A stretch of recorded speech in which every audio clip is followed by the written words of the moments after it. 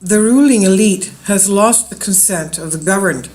Brimming with hubris and self-importance, the ruling elite in mainstream media cannot believe they've lost the consent of the governed. Every ruling elite needs the consent of the governed. Even autocracies, dictatorships, and corporatocracies ultimately rule with the consent, however grudging, of the governed. The American ruling elite has lost the consent of the governed. This reality is being masked by the mainstream media, mouthpiece of the ruling class, which is ceaselessly promoting two false narratives. One, the great divide in American politics is between left and right, Democrat and Republican. And two, the ruling elite has delivered prosperity, quote unquote, not just to the privileged few, but to the unprivileged many they govern. Both of these assertions are false. The great divide in America is between the ruling elite and the governed that the elite has strip-mined. The ruling elite is privileged and protected, the governed are unprivileged and unprotected. That's the divide that counts, and the divide that is finally becoming visible to the marginalized, unprivileged class of debt serfs. The prosperity, quote unquote, of the 21st century has flowed solely to the ruling elite and its army of technocrat toadies, factotums, flunkies, apparatchiks, and apologists. The elite army of technocrats and its media apologists have engineered and promoted an endless spew of ginned-up phony statistics, the super low unemployment rate, etc., to create the illusion of growth and prosperity that benefit everyone rather than just the top 5%. The media is 100% committed to promoting these two false narratives because the jig is up once the bottom 95% wake up to the reality that the ruling elite has been strip mining them for decades. As I have tirelessly explained, the US economy is not just neoliberal, the code word for maximizing private gain by any means available, including theft, fraud, embezzlement, political fixing, price fixing, and so on.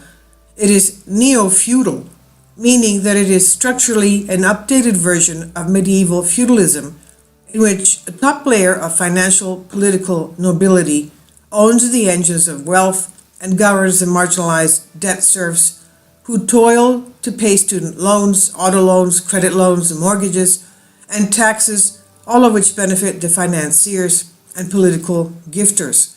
The media is in a self-referential frenzy in order to convince us the decision of the century is between unrivaled political grifter Hillary Clinton and financier cowboy Donald Trump. Both belong to the privileged ruling elite. Both have access to cheap credit, insider information, information asymmetry, and political influence. The cold truth is, the ruling elite has shredded the social contract by skimming the income and wealth of the unprivileged.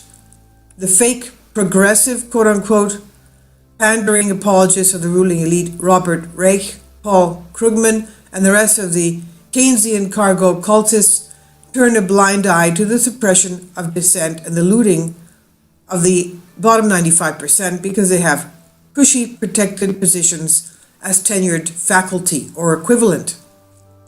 They cheerlead for more state-funded bread and circuses for the marginalized rather than demand an end to exploitative privileges of the sort they themselves enjoy.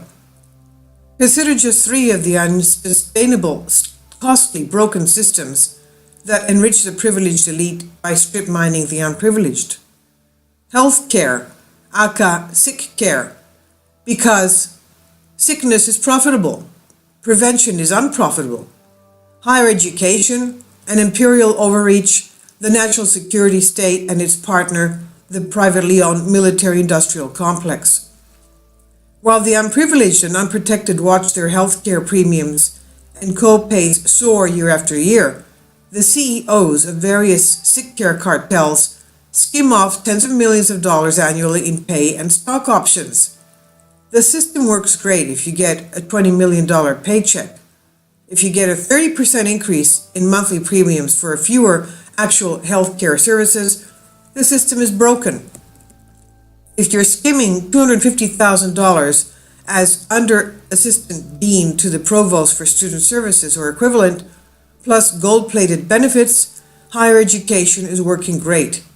If you're a student burdened with tens of thousands of dollars in student loan debt who is receiving a low-quality, essentially worthless education from poorly paid graduate students, adjuncts, and a handful of online courses that you could get for free or for a low cost outside the university cartel, the system is also again broken. If you exit the Pentagon, CIA, NSA, etc., at a cushy managerial rank with a fat pension and lifetime benefits, and are hired at a fat salary the next day by a private defense contractor, the famous revolving door between a bloated state and the bloating defense industry, the system works great. If you join the armed forces to escape rural poverty and served at the point of a spear somewhere in the imperial project, your perspective may well be considerably different. Unfortunately, for the ruling elite and their army of engorged enablers and apologists, they have already lost the consent of the governed. They have bamboozled, conned, and misled the bottom 95% for decades by their phony facade of political legitimacy, and the rising tide raises all boats, has cracked wide open, and the machinery of oppression, looting, and propaganda is now visible to everyone who isn't being paid to cover their eyes.